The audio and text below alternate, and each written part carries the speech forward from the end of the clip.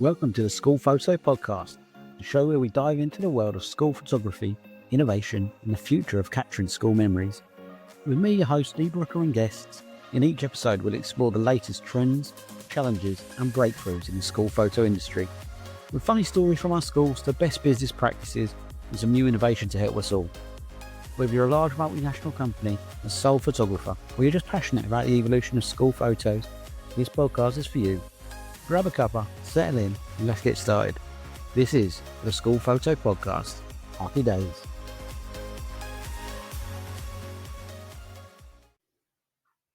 So welcome to episode 1 of the School Photo Podcast. My name's Lee, I'm your host, and we're seriously excited to get this first episode out to you. I'm joined today by none other than Harri Olkinuora. He is a major player in school photography technology and innovation. Based out of Norway, Harri's joined us today following on from the School Photography Conference last week. In this episode, we're going to dive into the biggest changes shaping the industry right now, including AI, automation, and why some businesses may be struggling to keep up. Harri shares his insights on why photographers should be working together and not against each other. We talk about how collaboration can help businesses to increase profits without having to book extra work. And, of course, we've got some brilliant industry stories, from a broken camera that led to an industry-changing invention, to parents being parents. So whether you're a seasoned pro or whether you're just starting out in school photography, this episode is packed with golden insights and entertaining moments. Let's get into it.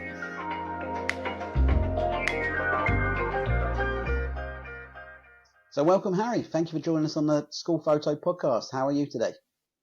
I'm fine, thank you, and I'm honored to be on your podcast. This is certainly something the industry have been looking for a long time, to have a dedicated school photography podcast. So well done, Lee.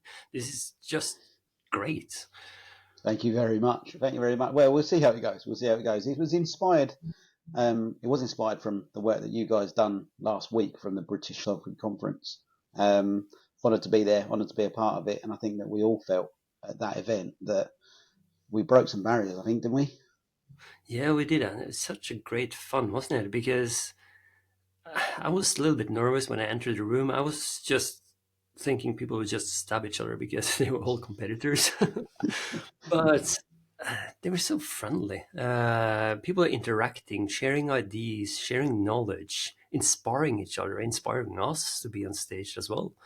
So I think that event was built on the momentum of everyone wanted to do something, but they haven't done it before.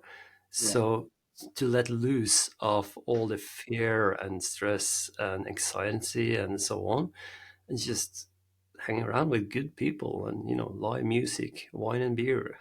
Have fun. The live music, yeah, it was all of it just fell into place and I think it just made everyone feel relaxed, and it made the whole atmosphere almost safe to speak about our own journeys and not expecting that stabbing in the back, I mean, there would have been a bit of a apprehension on everyone's part walking in there, to be honest. It's and anyone you're talking to outside the industry explaining what we're doing, no one gets it really, do they? No, and I think that's something which the industry is looking for as well, to meet up with their peers, to actually share something where the receiver actually understand what you're talking about.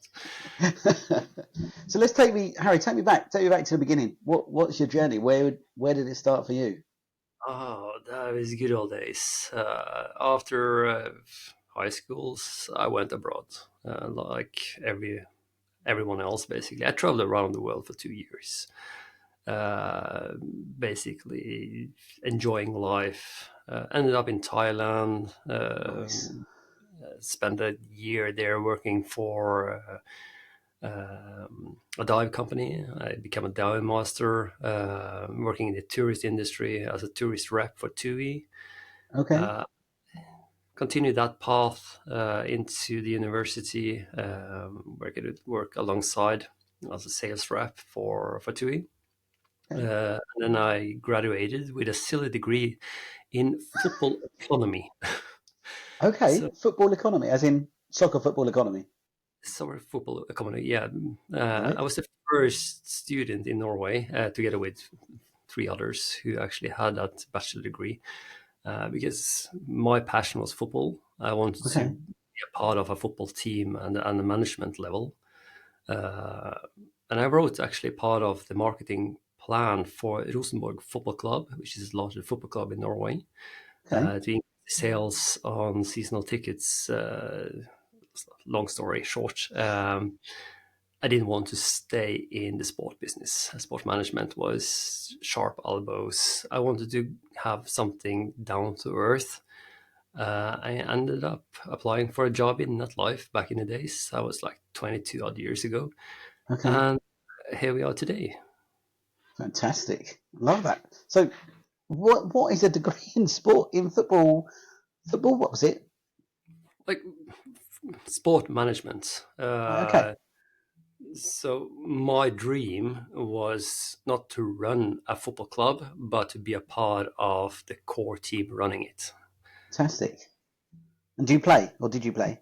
I did play back in the days. Actually, I Yeah. played a football match in the UK back in the. I think I was 16 years old. I Okay. was skinny and not tall, and I played with men, Yeah. and guys who wanted to go to the pub afterwards. I was terrified. Yeah. Sunday league football in the UK has got a bit of a thing about it. It's the pub football teams turning up hungover are they're a group of lads there. Great character building, but yeah, that's not the same level. Absolutely. And you know what? This was not a pub team. It was actually Brighton. Right. I played for Eastbourne. Okay. Uh, it wasn't like a private match though, so it was not big of a deal. But for me, as a 16-year-old kid, Yeah. that was like a big thing. I bet it was. I bet it was. So then we went to NetLife. You joined NetLife. Yeah, I think you started a year before I did in the industry. 2003, you were, weren't you? Yeah, that's right. Yeah. So back in that time, NetLife was working with photo retailers.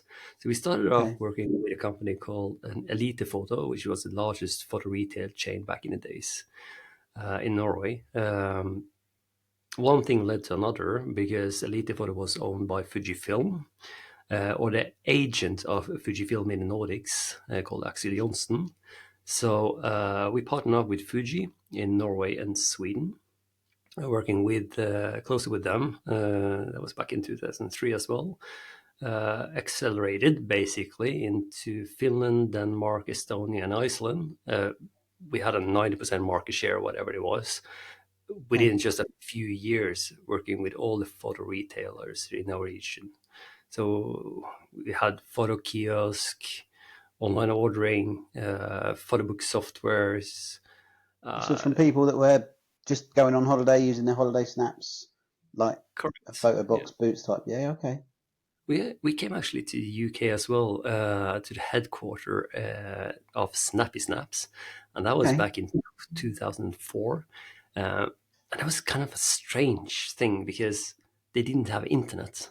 So Okay. we were going to demonstrate online ordering in the Wow. headquarter of a big national photo retail chain as Snappy Snaps, and they didn't have internet. So we had to bring a server to simulate internet.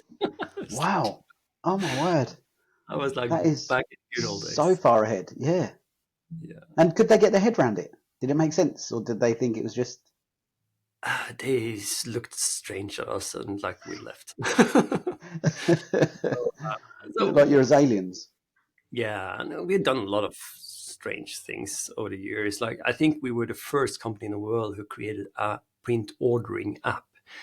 Uh, Okay. Arrest me if I'm wrong. I think that was in 2005 or 2006. That was in a time where Nokia phones were getting, a camera Yeah. attached to Yeah. it. Yeah. Yeah.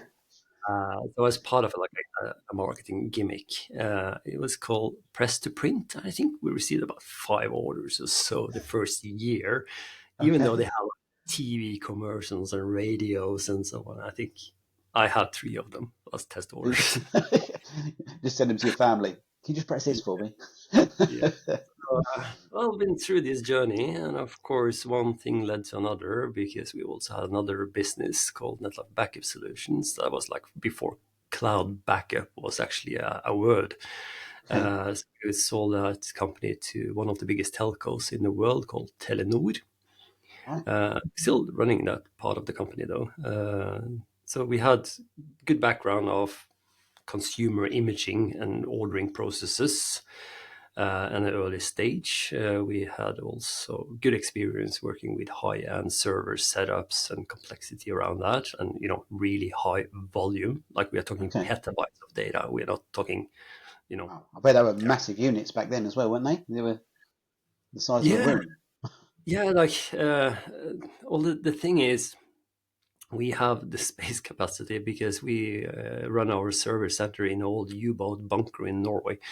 So it's kind of a Okay. safe storage. Yeah, I Let's put bet. it, yeah. So it's ideal location for running servers. Fantastic. Yeah. So we used that some of that backgrounds where we created the school photo platform because well, it was coincidence. One of our photo retailers happened to take some photos and asked us for advice, and then it's like, okay, we see there's a decline in the photo retailers Okay. because many of them didn't really want to change from analog to digital. This is the really Yeah. good old days. So they dropped dead. Many of them went bankrupt and so on, just quit. I guess there was Uh, lots of relearning that they would have had to do to try and get from a dark room into the computer world, wasn't there? That Absolutely, yeah. they were not So guys that, that wanted to go down that road. so there was a massive transition in the market, generally speaking. But then we also got a shift in the school photo space, of course, because there were smaller vendors who like to compete with the big boys. Okay. They had to find new ways to compete, and one way is to utilize technology. Yeah, very much. And they partnered up with us, and well, one thing led to another, and of course, the big boys who didn't want to change, they were forced to change Yeah. because of legislation. Right. Okay. So And was this all in Norway? Were these Norwegian and Denmark? Was it all that way, or in the early stage, we were in the Norwegian and the Swedish markets. The big shift came in actually in 2015 November because of legislation. The EU wanted to make some changes in the way school photos were ordered. okay? They were forced to go online. Parents were forced to view the photos. In the good old days, we had speculation sales. Uh, Yes. it was a very, very, very interesting business model. And I would don't know that if be the same as what we would class as sale or return? So you would print everything for the parent, send it, and then they return it to you if they don't want it, or they pay for it. correct. But the Is that thing right? is, Okay. all these packs were not sent to the school and distributed. They were sent home, and the Wow. parents normally came home after the kids. So the kids open, Open the them up. postal box and just starting to Oh no. cut these sheets of paper Right. and then cannot return them. So it was a fantastic business I model. bet. And was there a situation over that way when if the invoice wasn't paid, it was sold to a debt collection agency at a reduced cost? Was that a thing? Correct. Yeah. That is right. I wasn't sure if that was right or not because it just seems so. You kind of are almost guaranteed income. It just depends on how Yeah. much. Absolutely. Yeah. Wow. So from there on, we thought, let's go worldwide with this because what is difficult? They just take pictures of Hmm. kids and try to sell them online. Like how far are we from the real world when we just go into the world? Yeah. Uh, but seriously, we could not be more wrong. Everyone works so insanely differently. Yeah. Uh, and of course, now we have grown into strength. We realize that everyone at different level, also within each country, work differently as well. Because it's way different to run a one-man band photography company Yeah. than a multinational enterprise level company working in different countries. Yeah. I bet. The span there is insanely different. Yeah. They are like different worlds, aren't they? Really are like different worlds. Yeah.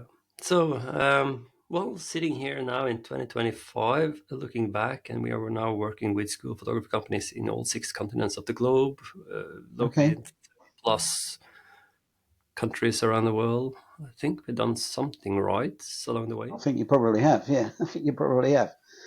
And how many? So how many school photography companies are you working with at the moment? Oh, that's a very good question. To be honest, I don't know. I've been Lots. working with hundreds of companies all over the world. Wow. Some, of course, has disappeared. Some is still remaining. Uh, I haven't got a clear answer. I need to look into the No. database. Yeah. No, it's not any problem at all. And how do you think?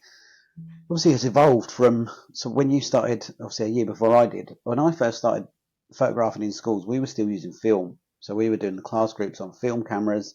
We would photograph 2 shots of each class group, just at a different aperture to try and hope we got the exposure right. And they go into the lab. They're your options. That is it. Mm. How how have you seen the biggest things evolve from them days to now? Obviously, we saw last week there's so much that parents can now do and customize. What have been the biggest transitions that you've seen? I think actually the key word you actually said yourself there is the ability to customize, having more available portraits available, uh, like for the school photographers to offer unique data driven products, which might be more appealing for the parents because Mm, one thing is to offer the traditional stuff, and that's, in my opinion, one of the reasons why this industry is still alive is because of tradition. yeah, Because let's be honest, I can take good picture with my iPhone. You know, yeah, absolutely that's true. good enough for me.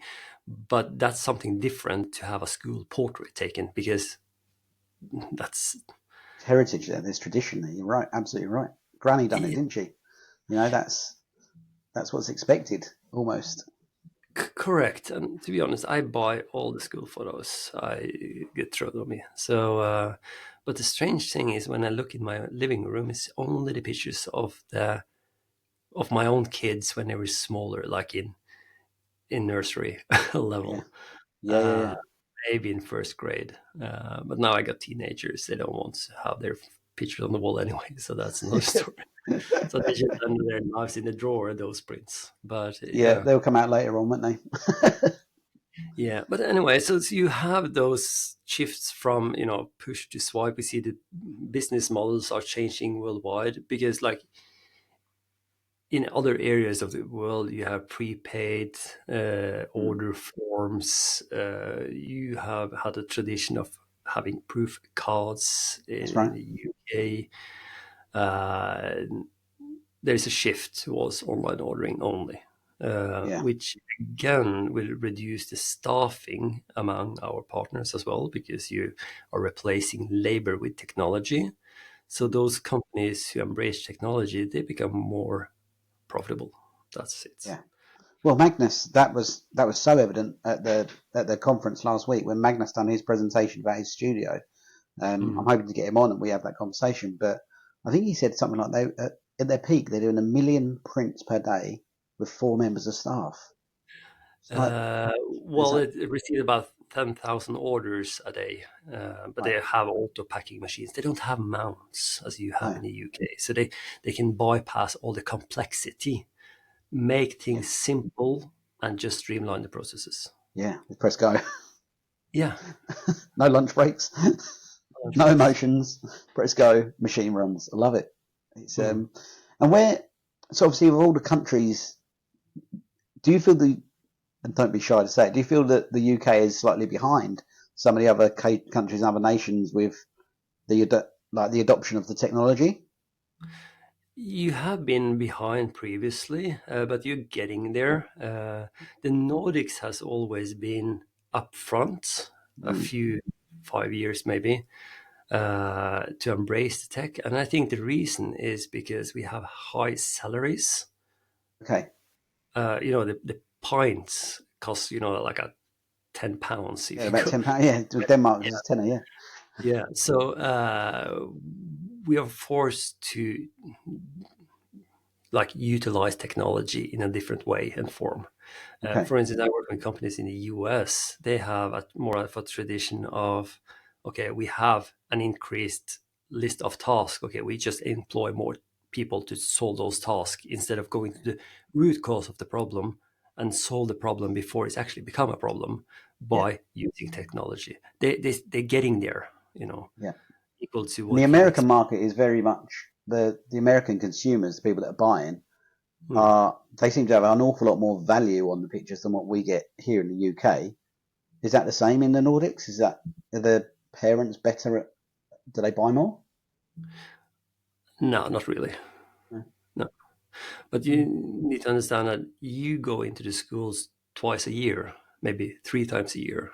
Yeah. In the US, they might enter the school maybe 5 times a year because Okay. they have school sport, they have graduation, they have proms, they have spring photos, Yeah. they have fall photos, they have, endless of possibilities to orders. So it's a strong tradition for yearbooks as well. Um, every market is different. Yeah. Yeah. I think the big thing for us to try and learn from all of them is, can we pull bits from other markets, and how do you then implement that to our own businesses to make it grow? Well, absolutely. Um, And we do of a little bit course, of yearbooks like this country. We do a little bit of yearbooks here, maybe for year 6 leavers and some year 11 leavers, but it's certainly not a big market. no, not if you compare to the US yearbook market, it is not. Uh, and I don't think any of the countries in the Europe has a big uh, tradition of yearbooks. So there No. might be a shift here. People see new possibilities. They go to trade shows and conferences around the world, like SPAC, Sync, SPOA, etc. Imaging USA, which is taking place this week, and get inspired. And of course, we have the internet now, which we didn't Yeah, have back in it's the out there, days, isn't it? It is out there. especially if you go to Snappy Snaps, but that's another story. And people get influenced by listening to these podcasts, like where you started off now, joining these Facebook groups for the industry. People are so much into sharing now, and I Mm. think that will speed up the process of making change for products, services. Yeah, Um, and we see also like a trend now that in the good old days we had human editors. Now we got AI. So the AI yeah, is the buzzword in our industry. yeah. And what are the biggest things that you've seen come in? What are the most effective things that you've seen at the moment that we can look at on AI? I think image enhancement in general, Okay. because in our industry we are, and especially in our end of the world, we are photographing during the autumn season, where is also the flu season, and when you have people sick, that will create bottlenecks in your operation. You know how it is. Yeah, And to use tech and AI to auto render the photos, removing glass glare, extracting backgrounds, yeah. make faces look perfect. Yeah. I think that's a big shift. And have you ever seen any pushback from parents about that? Because I saw a news article a while ago, and there was a parent absolutely going mad that there was the option of retouching on. It was in America. It was on her proof card, and it was just an Mm. option. So, would you like this retouched, as in teeth whitened, eyes whitened? And it caused a massive storm from people saying, "Well, why are you trying to make my kid perfect Mm. when they should be as good as they are?" And in the society we're in now, have you seen any fallout from that, or? I would be very careful of having that as an option, especially in our end of the world. But if you go to Hmm, the US and Canadian markets, I'm working with a quite large Canadian company. About 22% of their income is image enhancements based on sales, meaning the parents wow, actually buy teeth whitening. oh my They word, that's massive. removing blemishes. It Wow, is different. Let's put it that yeah, way, yeah, yeah, compared to yeah. what in our end of the world. It doesn't necessarily it's bad or good. It's just No, no, different. Yeah, yeah, yeah, very much so. but I would Wow, be a that's little bit careful. Yeah, because we also had a shitstorm in the Norwegian media as well when it comes to a company who offered or tried to offer uh, editing of faces. okay. And was that around the same thing? Just people not feeling it's morally right? Correct. Yeah. Yeah. But like color correction using AI, that's okay in my opinion, and Yeah, it should be in everyone's list of to dos to look into in 2025. In my based on yeah, my experience. right. Yeah, I mean, yeah. There's no excuse now, is there, on the color correction of the images before they're printed? That technology's there. It's easy. It's ready to go. Yeah, absolutely. So many of our larger clients, also in the UK, they photograph tethered, have a live Right. upload of images while they're capturing to reduce the turnaround time, spinning Mm. on the like a dedicated AI editing loop on the server side, and Okay. then set the sales the same afternoon. So go. Yeah, why make things complicated when you can make things easy? Well, this is it. This is kind of exactly what we want to try and get through and get all of us working at to become more efficient. And we spoke last week, didn't we, about there's other ways for businesses to be more profitable, and it's not always booking new work and Mm. stealing it off someone. There are ways that we can fix our own processes to generate more profit by saving money. Yeah, and this is one of the key reasons why we wanted to put together this conference as well, is to give people some ideas of new strategies, workflow, well, sales strategies as well, communication strategies for everyone to become a bit more profitable, Yeah. because that can create less tension in the market. Because, as you said there wisely, we are stealing each other's schools. We're Mm. not winning schools. Yeah, very much that. And is that the same again in other countries? Obviously, I know the Nordics have got their association that we spoke about, but is it the same in Australia, America? Does every school Absolutely. have a photographer? Yeah. Yeah, That's why I have this box of like wood spoons with me when I go spoons. to conferences. Take them everywhere. Get less messy. Oh wow, fantastic! And you know, have you? Because you don't spend time in schools, presumably, do you? Part of your role, you're not in schools on the floor doing that. Well, when my kid were younger, I have my primary school just a few hundred meters from me.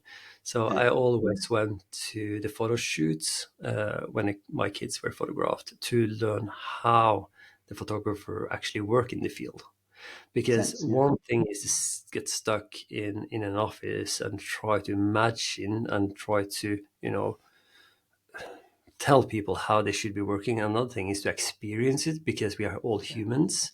very much. Some use their mouse, some use keyboard commands, some use this, some use that, because our brain works differently. Yeah, So I always had my notebook, my camera. I recorded the photographer actually doing capturing what they're live, doing. because I had the consent from my school, because I knew everyone, of course. Yeah, It's a small school. To learn how you guys actually work in the field, that was for me true power. right. So And my I colleagues, guess if you go to different photographers, even within the same company, with the best training in the world, everyone's got their slight nuances. And we correct. saw the other day about your man pouring the water on his head to get the attention of the children, and everyone's got their own ways of doing it, haven't they? But Yeah. as soon as that gets into a software situation and how they're utilizing technology, I guess you need some form of guidelines that say work within these parameters, because otherwise it just doesn't work. Yeah, but even though you do that, things go wrong. So the reason why we created the QR app back in the days was actually me attending my kid's school. And there was Okay, a photographer there, which is very, very good photographer, but she broke the socket in the camera. right. So in between each subject, she had to pull out the memory card, plug it into the computer, drag Oh my those photos word! in. I started thinking, no way. Yeah, So we need to have a plan B, plan C, plan D in case yeah, something goes wrong. Again, this is back in the good old days. So by just observing, see how people actually solve problems, and then find a better tool to solve the potential problem which occur. makes sense. Yeah, Yeah, for me, it yeah, makes more sense to have a QR app which you can just pick up the phone and just the, take the QR code when you break the socket. yeah. and that does happen. That is that broken camera sockets is a we used to years ago. We used to shoot tethered in my previous role, Mm. and it just jumps down to the next student, jumps down. But again, if you twist the camera the wrong way or the socket goes, we ended up super gluing cameras at one point, which worked for a while. But the worst situation was when we ended up having to just go to a manual class list. So they printed out the list, and we've got it in register order, and we're checking: are you James Adams? Are you Sarah Smith? And trying to photograph in that order to then Mm. match it up at the end of the day, where you're looking at images and you're looking at names and you're trying to work out, could that be, is that name associated with that face? Does it look right? Or it was never 100% right. Now, and that's something which we preach is that embrace technology because it prevents you to make those mistakes. Mm. Technology can actually help you identify if you have multiple subjects connected to one subject gallery, for Yeah, instance. If you have forgot to adjust the camera setting from a wedding and then you go into the school, yeah, like you can control the camera setting from the clouds right. uh, and Yeah, prevent all this from technology was never there, was it, back then? It was even never ever even existed. 5 years ago. Yeah. Um, so with regards to the way that people are using the technology, are people generally coming down the road that you're filtering them, or are you seeing people sort of using it in ways you hadn't thought could be done? Do Yes, people yes, go and off? yes. Yeah, a bit of all of it.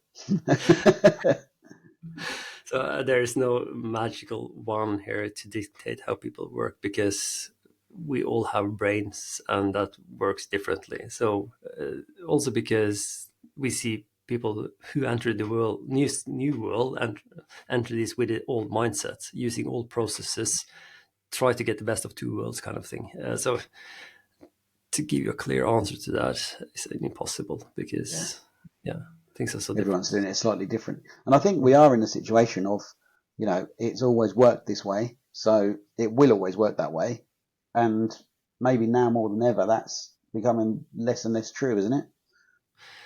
Yeah, and then we also have those with a fixed mindset, which is saying, and this I hear this all the time. It's because we have always done it. We don't know why we do it. It's Right. just due to the fact that we have always done it like this.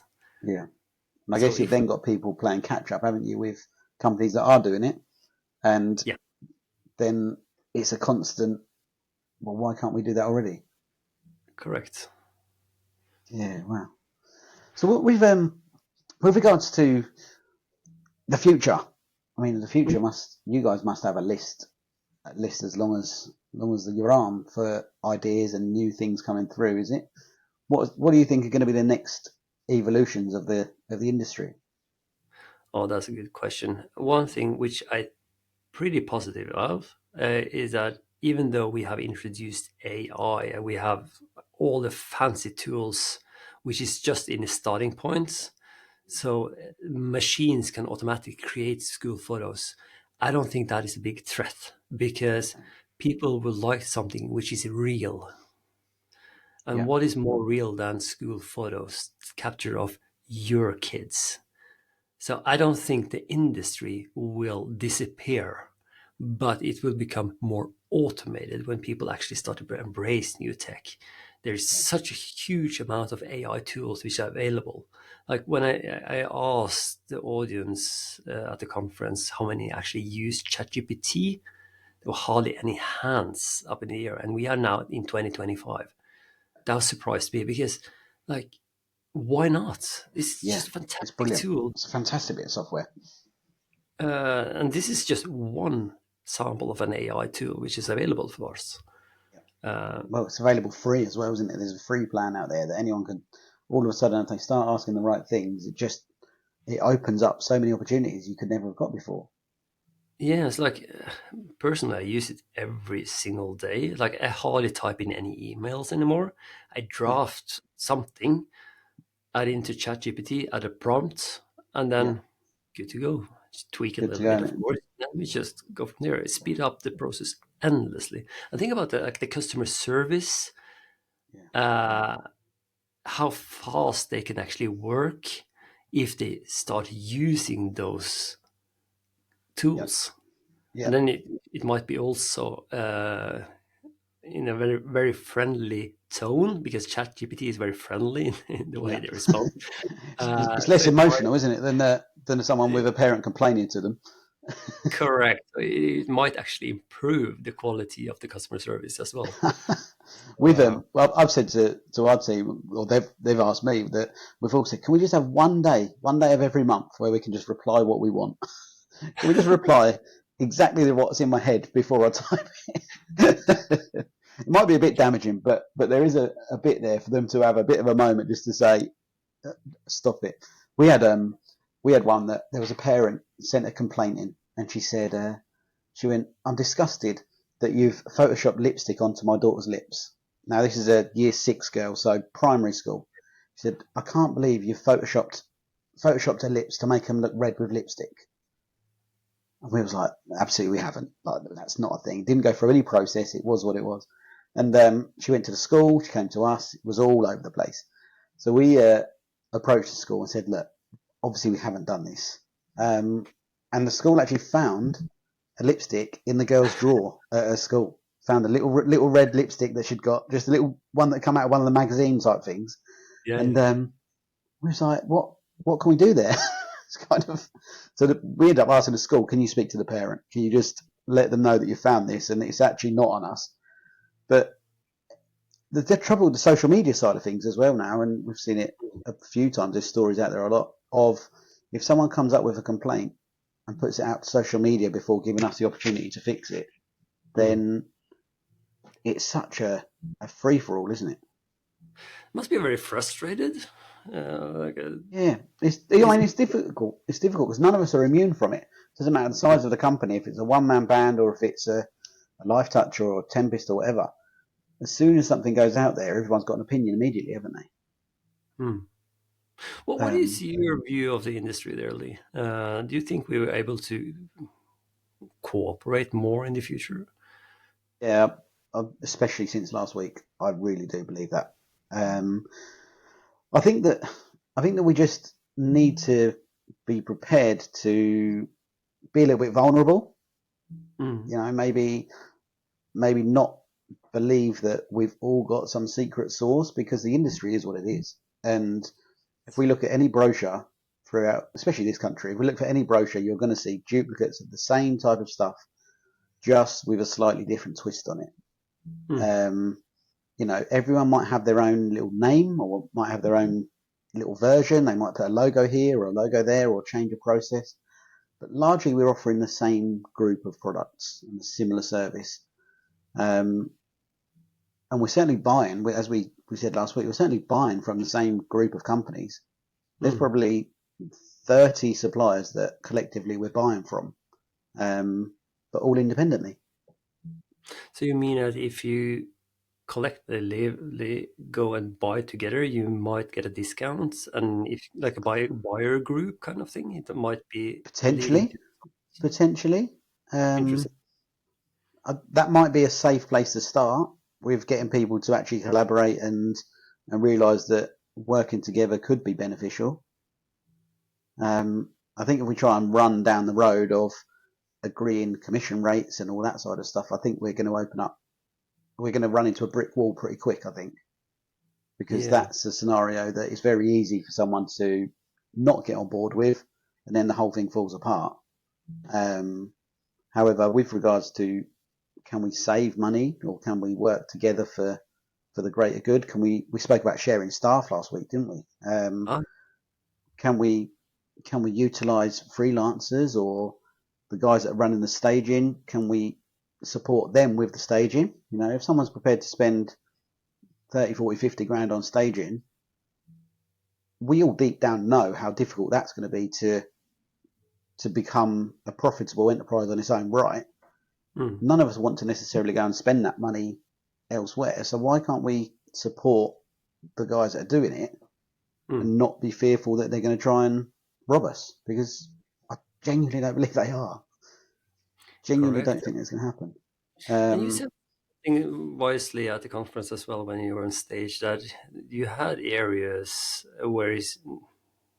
where you really don't see it as a competitive edge, like paper and mounts and so on. Is that something you would like to spread the world that this is possible? Can we? well, yeah, I think so. I don't. I think it. I mean, I think it does make sense. I spoke to someone at the event, and he said to me, he said, I don't think it'll work because actually we screw down the suppliers as hard as we can anyway. I don't think they've got any more to give.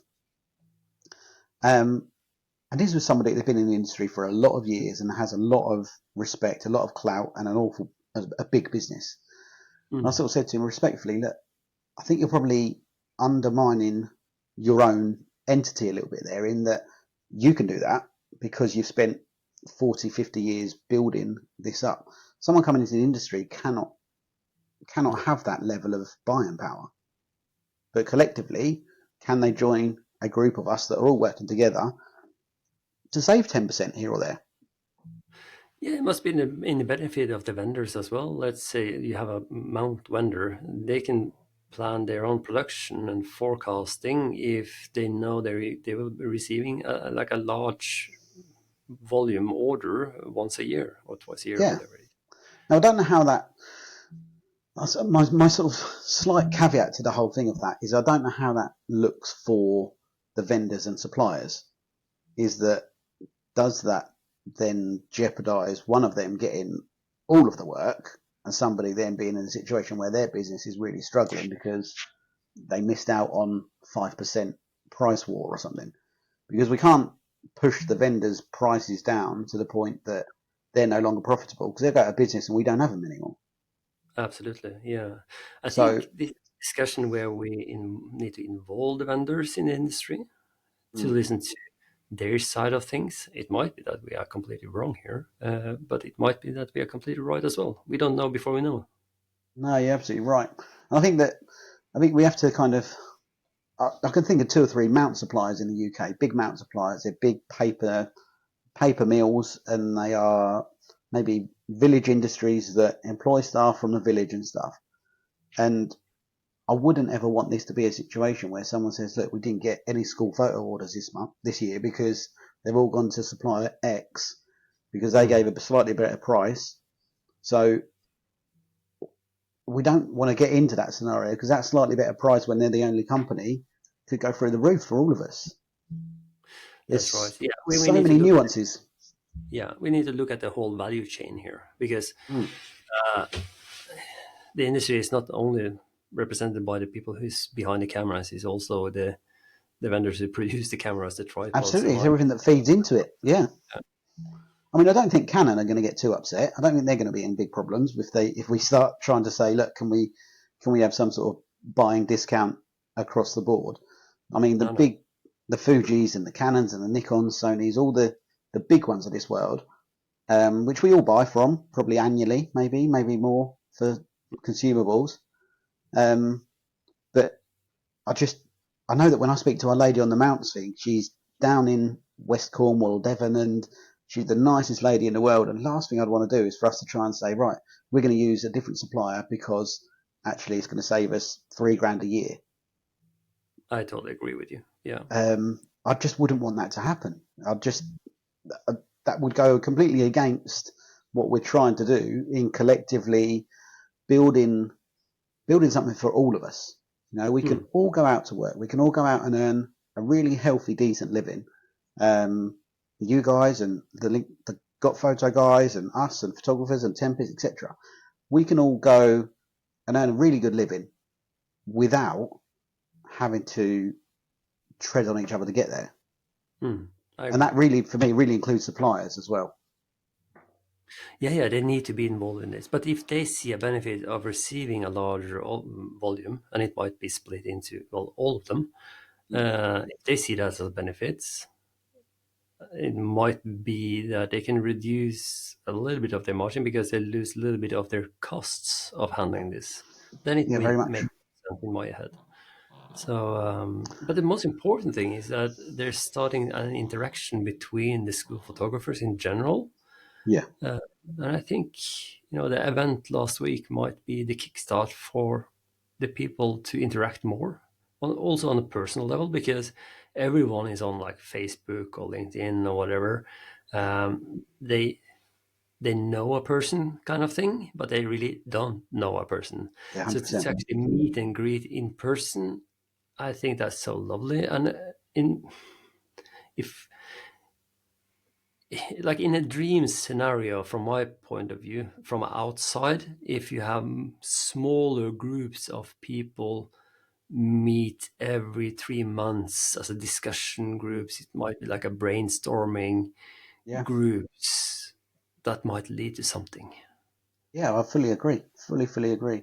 And I think that, I mean, you've probably had similar to, I've had so many messages from people that I hadn't met before last week, in the last Mm. week, just reaching out, just with an idea about this podcast, about something that someone had said to them at the event, and seeing people going away with notes written down on a piece of paper to go and speak to their teams about and say, right, I've seen this, can we implement it? It's only going to be for the greater good for all of us, isn't it? Absolutely. And as I strongly believe that I'm not interested to change companies, because I can't change a company, but I can change the humans, the people who work in the company, so they can make changes for their own business. Yeah, I like it. So if we just interact with each other as humans and not companies, Yep. that's different. Like Magnus Bagge, who are on stage here, is running one of the largest school photography companies in Europe. Everyone is terrified about Exacta photo, but when you meet Magnus, he's not very terrifying, is he? You No, know, I mean, he's got a good beard, but no, he's not. He's certainly not terrifying. He's looks like a white guy. I agree, yeah, yeah, but like down to earth, nice guy. yeah, So this is what I try to achieve here. It's like we are dealing with people, of course, but yeah. people work in a company. But And the we, guys that are running, yeah, sorry, the guys that are running these big companies, they wouldn't have become so successful over the years without making some really great decisions and bringing a good, strong team along with them. correct, and we can learn from it. Like, why So not? They're willing yeah, to change and like cheer. I mean, with their success, if they're willing people to open. people that are looking to try and build their businesses from small startups can take a lot, can take a bit of mentorship from these guys above. And the other thing is going to be everyone's going to be looking for an exit at some point, aren't they? Like everyone's Yeah. looking for a way out at the other end at some point. So Hmm. having connections that might be able to say, actually, we can hand the business over, or we can sell the business, and we can know that our customers that we've worked with for 40 years are going to get a great service because the person that's brought the business understands what our core values are. Correct. Um, Could it be of interest to create some kind of survey for the industry, which everyone can join on and, of course, get results from? Could that be of interest? yeah, did you say you've done that in Australia? Yeah, we've done it once, actually twice. And Get some kind of big picture overview of the industry by doing so. yeah, Because if everyone believes that someone is doing something, and then you get the facts on it, it's like, okay, no, yeah. that's really not true. But yeah, you can put that to bed straight away, can't you? That's exactly so and so. Everyone puts a name to something that's happening.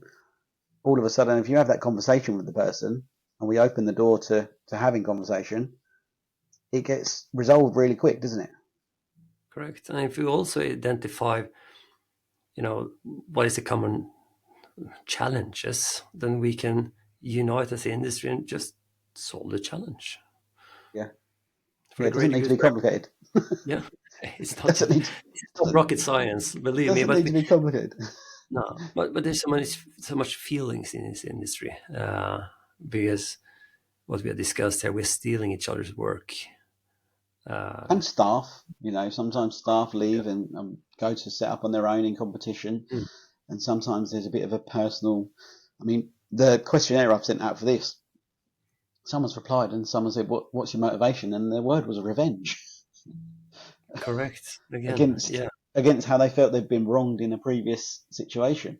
Mm, Um, and that's just one out of so many different people that there are emotions that are involved in when people move companies or when people decide to leave under whatever circumstance. Mm. But getting a bit of that emotion out of the way, there's a lot that can be spoke about, a lot that can be resolved, I think. Mm. Where are we heading off to, in your opinion, here in the UK markets? You started obviously this podcast for a reason, is to try to unite the industry,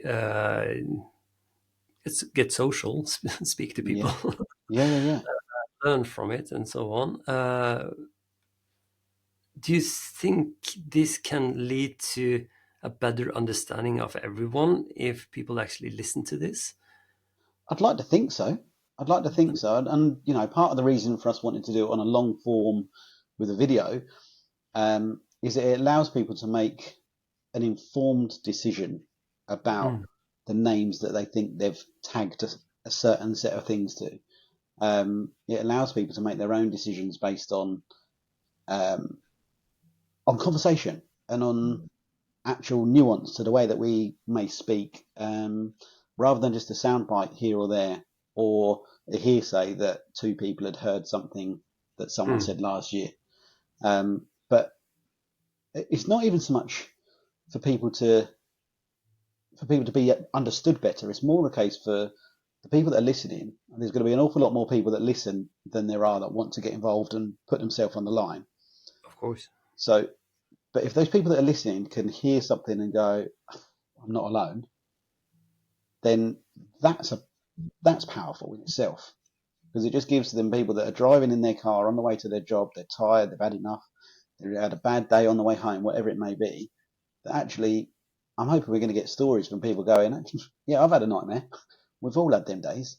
Mm. You're not alone. This industry is what it is." And if we can try and just help people feel heard and feel like they can communicate, I don't know what the long term goal of this was. It was just that I couldn't ignore the feeling that we all got. I mean, look, dancing around with our Irish friend and his guitar, if he could come Yeah. everywhere with everyone, that'd be amazing.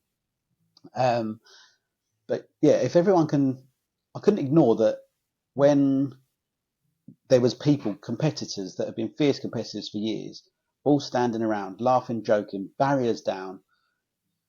That was powerful. Mm. So can this sort of carry that on a little bit? Hopefully, hopefully. Um, if we can get various people talking on here, that when it does come to the next meetup, anyone that wasn't at them events has already got a little bit more of an understanding about who's who and how we can share best practice, and really just that not everyone is a threat. Not everyone's Correct. trying to steal the food off your table. So the question is, should we make this an annual event? I would like to see it. I would definitely be up there for going again. And I liked that Neil brought some of his team along. Um, you know, I should have thought to bring a fan club. He got better cheers than we did, but but I think that jokes aside, I think it was great that Mm. the team got to see a bit about the industry, because they're going to understand far better going back into the office what they're up against. Correct. And if it could become something even bigger than it was, where a few people are bringing some key managers and some key staff to come in, that if everyone then starts understanding what the feeling is behind the owners of the industry and the business, everything becomes, the service level steps up, schools get better services. Um, and I spoke about doing our third visit, didn't I, when I spoke? If we get the schools all used to having 3 visits a year, one per term, Mm. everybody wins, Absolutely. because it opens up the opportunity for everyone to earn a little bit more money. As long as it's something different and it's not a completely pointless visit, then the parents get another option. And we are only talking options, aren't we? We're not Yes. doing sale or return or we'll see your invoice. We are Mm. putting things online, giving parents the option to personalise or not. Would you like this? Mm. Um, so, yeah, I'd love to see it as an annual event. And from people I've spoke to, I think there's definitely a bit of a regret of missing out for those that weren't able to get there. Yeah, but this is just spontaneous, wild and crazy ideas. But can we make different kind of events throughout the years? So we have one for the photographers, Mm. one for the business owners, Yeah. one for the editing team, if that exists. Uh, you Or know, two of them. but the thing is that with different level of school photography, where one man band is of course everything, Yeah. can benefit for everything. But if you're running a larger companies, you have a photo manager. It might Mm. be a photo manager forum where they can Yeah. talk about photo manager stuff. If you get my Yeah. point. Yeah. Yeah. Similar to how exactly what schools do, don't they? Schools have a head teachers conference, or they'll have Yeah. a school business managers conference, or they'll have a a PE lead conference. So PE leaders will go in. Now, the difference with that is they're not directly competing with each other. No. But that said, if we can kind of change the mood around that a bit, then I mean they are in a way competing with each other, aren't they? Head teachers, they all want to make sure that they've got all of their spaces taken up, otherwise they don't get the funding. Um, so yeah, we potentially that would make sense to look, and hopefully, if anyone that's listening to this, they can comment and tell us what they think. Tell us what are we mad? Possibly. Yeah, I don't really think we are. Well, might be a little bit mad, but not entirely. But if you think about it, like if they're all the photo coaches meet up, they're not competing; they're just working in a company. If you So understand. yeah, yeah, But if the photo coaches can piggyback on each other's knowledge, sharing experiences, lighting techniques, posing styles, whatever God knows, yeah. they will bring that knowledge back to their businesses. We're helping people, the people help businesses. It makes sense. Yeah. And then off the back of that, the final products that are going home to parents are better, Correct. which adds value to the industry and adds value to what is typically seen as a. I mean, I don't know if you see it with customers that you work with, but quite often I've heard over the years is a parent saying, "I've got to buy it. I buy it because I've got Yeah. to buy it."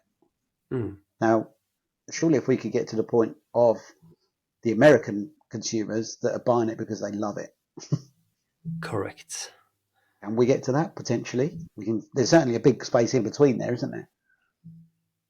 There's a lot of space in between there of saying, well, actually, if we can all raise the standards, if we can all put something different out there, Mm. then does that improve the whole industry? I'm pretty sure it might in effect, but we need to start somewhere, and let's just start today. This is it. Well, Harry, listen, it's been outstanding. Thank you so much. If anyone needs to get in touch with you, how can they get hold of you? Well, we have a crappy website with no email connected to it. Harry with an I at netlife.no. Just search me on LinkedIn. Just search for Harry with a strange surname. You might get a hit. Harry, we'll put a tag in the bottom of the notes on the show notes. But yeah, listen, Harry, it's been outstanding. I really appreciate your insight, and hopefully we can get some events happening, and we can get lots of decent guests on here and see what good we can make happen. Thank you for letting me into your podcast world. Thank you for coming. You're a gentleman. So a huge thanks there to Harry. What an absolutely great first episode. I really think we're onto something here. I think we've got something that we're going to be able to share with everyone. We're going to be able to get some great conversations started, and hopefully this is going to become something that we can all benefit from. So we'd love to have you involved. If you want to get involved, feel free to drop some comments either on here, on LinkedIn. You can find us at schoolphotopod.com. That will take you to a guest sign up where you can see a bit about what we've done. You can see past episodes. You can find us on Spotify. Follow us on Spotify. Click the little bell. Do what the cool kids do. Sign up, subscribe, do whatever it is that you do to get your notifications. And we'd love to have you on. Look forward to the next episode. Speak soon. Happy days. Take care.